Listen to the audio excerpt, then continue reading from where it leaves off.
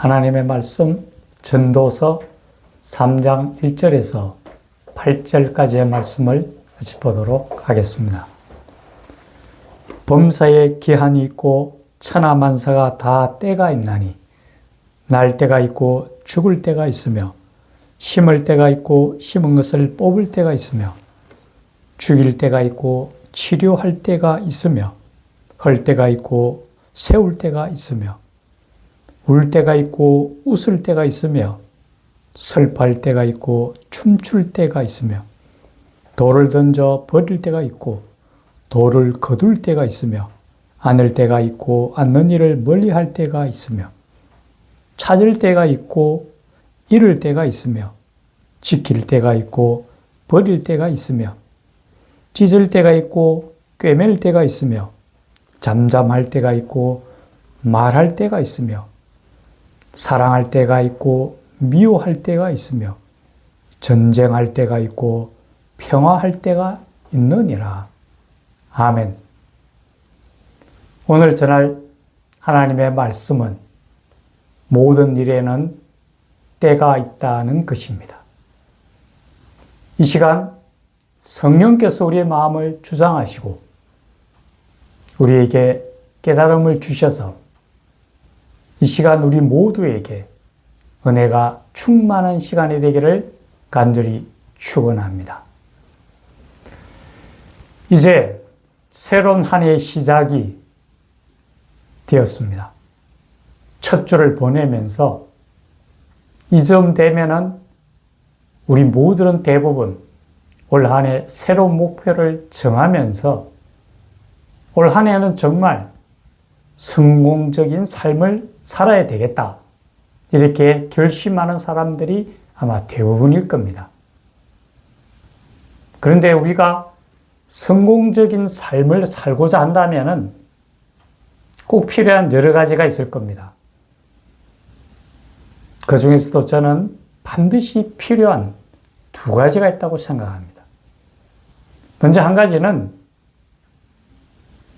우리가 성공적인 삶을 살고 싶다면 정말 우리에게 합당한 사람을 만나는 겁니다. 우리가 만나는 많은 사람들이 있지만 우리는 그러한 사람들을 통해서 많은 영향을 받게 됩니다.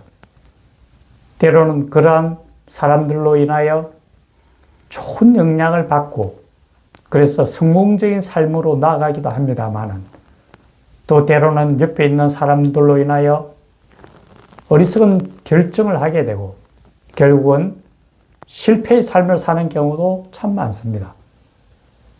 우리 주변에 보면은 부모를 비롯하여 자녀, 형제, 스승, 동료, 친구 참 많은 사람들로 둘러싸여 있습니다. 그 사람들 중에서는 우리가 스스로 선택할 수 없는 사람들도 있고 또 그 중에서는 또 우리가 선택할 수 있는 사람들도 있습니다. 물론 우리가 선택할 수 없는 분들, 예를 들면 부모나 형제나 이런 분들을 선택할 수 없죠.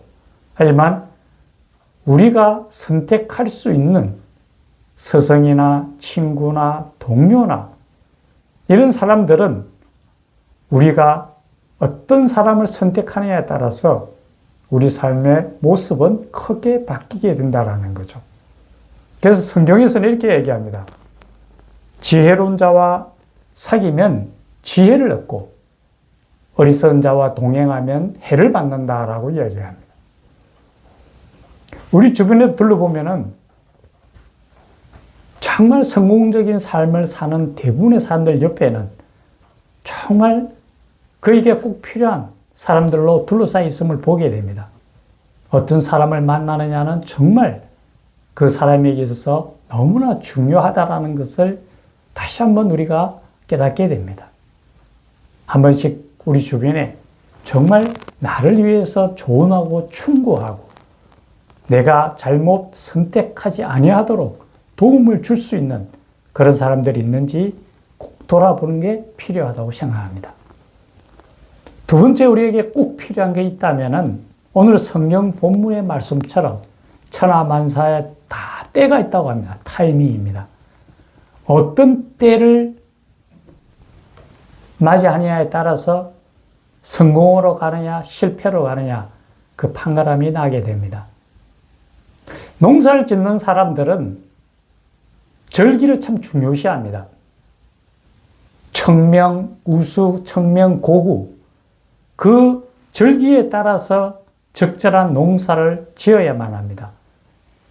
씨를 파종할 타임, 때가 있고 또 그 씨앗을 뿌리고 거두고 모든 과정들이 때에 맞게 해야만 풍성한 수확을 거두게 됩니다.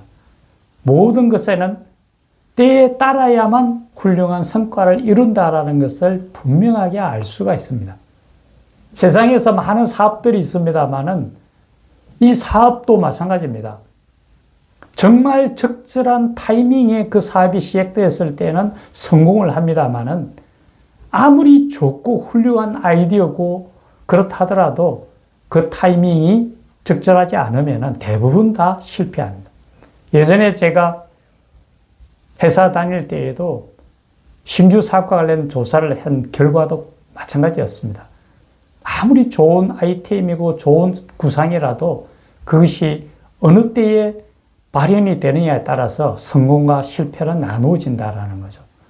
이 타이밍은, 때는 정말 중요합니다. 그래서 오늘 본문에서도 그런 모든 세사만사가 다 때가 있다는 것을 분명하게 여러 번에 걸쳐서 8절까지 때에 가는 것을 말씀해 주고 있다는 거죠.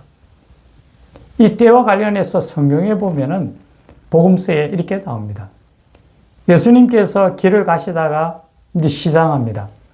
배가 고파서 저 멀리 보니까 무화과 나무 잎이 묵성한 나무가 하나 보입니다. 예수님께서 그 가까이 가서 열매를 찾는데 열매를 맺지 못하고 있습니다. 열매가 없었어요. 예수님께서 그 나무를 저주하자 그 나무는 곧 말라 죽어버립니다. 열매를 맺어야 할 때에 열매를 맺지 못하니까 결국 말라 죽어버립니다. 때를 잘못 헤아렸다라는 걸 얘기해 주고 있죠. 반면에 우리가 잘 아는 삭개오라는 사람이 있습니다. 이 삭개오는 정말 예수님을 만나고 싶습니다. 그런데 들리는 얘기로는 이제 이 동네로 예수님께서 지나가신다고 합니다. 그래서 많은 사람들이 길에 쭉 서 있습니다. 근데 삭개오는 키가 작고 왜소하다 보니까 앞에 사람들이 있으니까 예수님을 볼 방법이 없습니다. 그래서 그는 위험을 무릅쓰고 뽕나무 위로 올라갑니다. 또 어찌 보면 다 큰 어른이 그 뽕나무를 계속 올라가서 예수님 보려고 하는 게 어찌 보면 좀 민망할 수 있지만 오로지 예수님을 만나야 되니까. 이 예수님께 지나가다가 그 삭개오를 보고 이야기합니다. 삭개오 이제 내려오너라. 내가 네 집에 머물러야 되겠다. 예수님을 만나고 그 삶이 완전히 변화됩니다. 어떤 그 시점에, 그 타이밍에, 그 때에 예수님을 만남으로 해서 삶이 바뀌었다는 거죠. 때는 그만큼 중요하다는 거죠. 때에 맞게 우리가 행동해야만, 때에 맞게 살아가야만 성공적인 삶으로 이끌어갈 수 있다는 걸 분명하게 얘기해 주고 있습니다. 그러면 이 때에 맞게 행동하기 위해서는 어떻게 해야 되는가? 우리가 먼저 어떤 때인지 청기를 분별할 수 있어야 된다는 거죠. 복음서에서 예수님께서 그렇게 말씀하십니다. 너희가 무화과 나무 잎이 연하여지고 무성해지면 봄이 온 것을 알고 있지 않느냐? 지금이 무엇을 해야 될 때인가를 분명하게 깨달아 행하여라는 거죠. 우리가 살펴봐야 됩니다. 아까 우리가 잠시 제가 농사에 대한 얘기를 드렸는데 한 번 더 농사에 대한 얘기를 우리가 한번 헤아려 봅시다. 봄이 되면 어떻게 해야 됩니까? 봄이 되면 반드시 파종을 해야 됩니다. 씨를 뿌려야 됩니다. 씨 뿌리는 타이밍을 놓쳐버리면 어떻게 됩니까? 수확할 수가 없습니다. 어떤 경우에도 그 기한 내에 주어진 시간, 타이밍에 씨를 뿌려야 된다는 거죠. 여름이 오면 어떻습니까? 잡초를 뽑아내고 물이 부족하면 물을 주고 가꾸어야죠. 가꾸지 않으면 예전에 제가 한번 밭을 그냥 버려둔 적이 있었는데 가보니까 몇 개월 뒤에 가보니까 완전 풀밭이었습니다. 곡식은 하나도 없었어요. 그 가꿔야 될 기간에는 가꿔야죠. 가을이 되면 어떻습니까? 적절한 시점에 반드시 수확을 해야 됩니다. 시기를 놓쳐버리면 어떻게 됩니까? 밭에서 썩어버립니다. 하람톨도 못 구합니다. 모든 것은 때에 따라서 행해야만 풍성한 수확을 거두죠. 겨울이 오면은 씨앗을 보관하고 내년을 준비해야 되죠.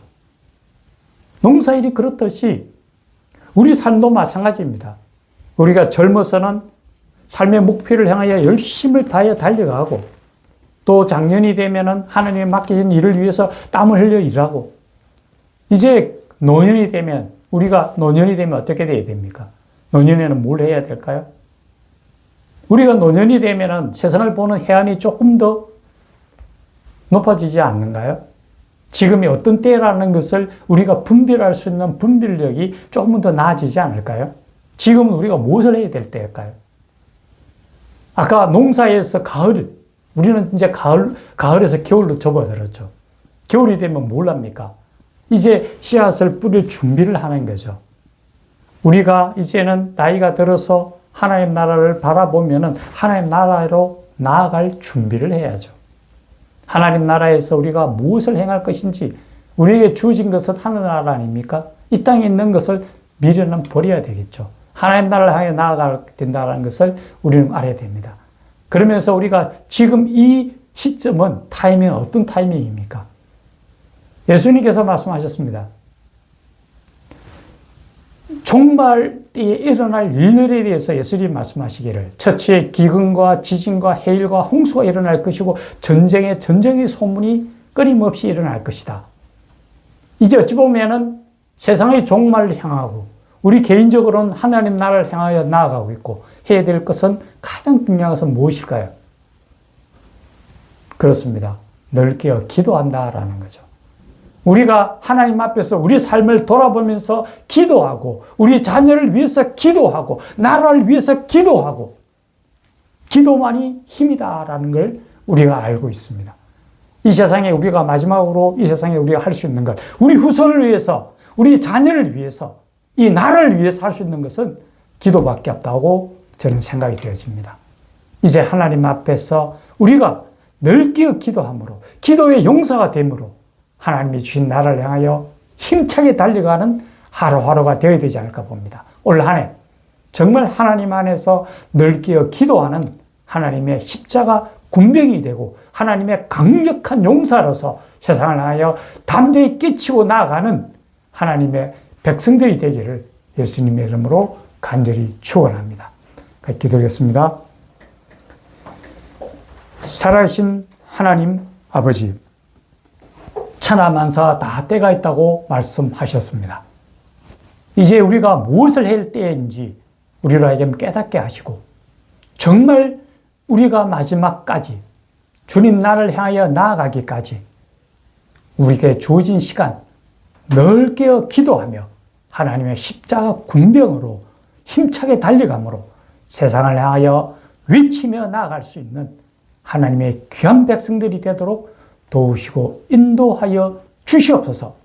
이 모든 말씀 우리 구주 예수님 이름으로 간절히 기도드리옵나이다. 아멘.